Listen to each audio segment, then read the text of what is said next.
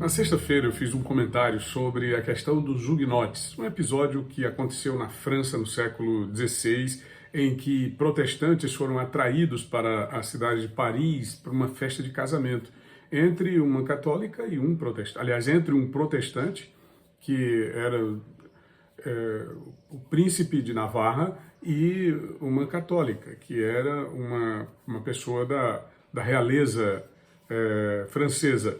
E ali houve um massacre, né? Os protestantes foram caçados, foram mortos. O episódio ficou conhecido como a Noite de São Bartolomeu.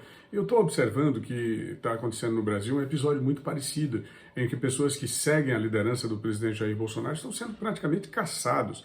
Foi o episódio que aconteceu no domingo com a jornalista, pianista Carla Ramos. Ela é manifestante, ela é ativista política, atua em favor do presidente da República, Jair Bolsonaro, e teve sua residência pichada, com palavras ofensivas. Isso provavelmente patrocinado por gente que faz oposição ao presidente Jair Bolsonaro, que faz essa oposição mais radical. E todos sabemos de onde partem esse tipo de agressão. Então é lamentável que isso esteja acontecendo. Aconteceu também determinação para que se prendesse o caminhoneiro Zé Truvão. Isso aconteceu na sexta-feira, ele continua foragido até hoje. Ele foi declarado foragido às 22 horas de sexta-feira, dia 3 de setembro. Teve, no final de semana, depoimento da deputada federal Carla Zambelli, onde ela foi instada pela Polícia Federal a explicar que participação teria em supostos atos antidemocráticos. E o que são atos antidemocráticos? É aquilo que o Supremo determina que seja. Se você se manifestar na rua, se fizer qualquer crítica ao Supremo Tribunal Federal ou qualquer dos seus integrantes, é considerado um ato democrático. Mas depende.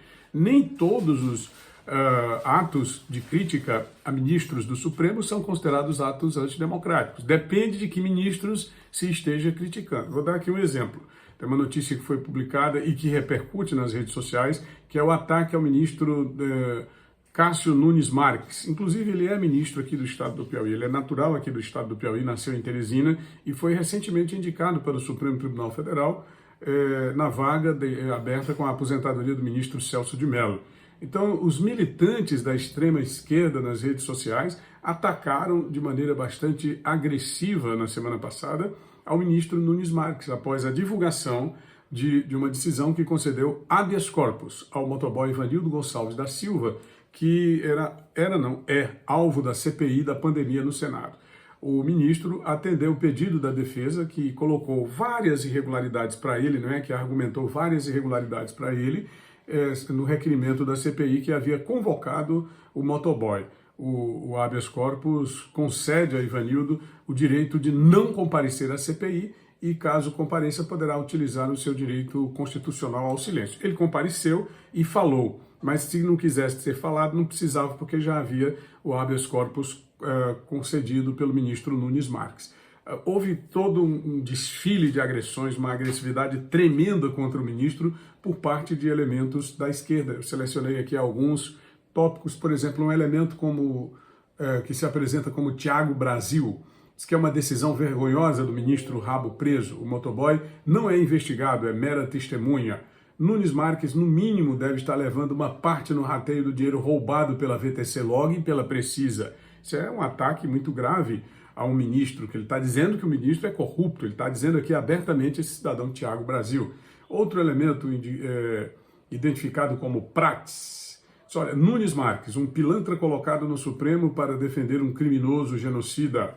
Brasil 247 foi o autor da matéria, que diz o seguinte: Nunes Marques desobriga motoboy que sacou 4 milhões de comparecer à CPI da Covid. A gente sabe que Brasil 247 é um blog sujo ligado ao PT. E aqui existe toda uma rede de militância, são pessoas, são seguidores desse movimento, dessa militância petista e esquerdista que fazem parte do acesso a esse blog sujo. Vinícius Reis tinha que cair com o Nunes Marques, devia ser posto como cúmplice. André Moraes, a decisão tem que ir para o plenário do Supremo, Nunes Marques é evidentemente um capanga.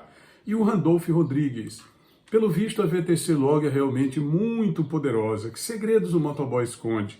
Respeitamos a decisão do ministro Nunes Marques, mas iremos recorrer. Muito bem, ele faz isso colocando nas redes sociais com o intuito, evidentemente, de incentivar a militância radical da esquerda. um cidadão por nome José Moacir Mendonça manifestou-se favorável ao ministro. Olha, se eu fosse Nunes Marques, mandaria prender esses arruaceiros. Não é só o Alexandre de Moraes que pode mandar prender.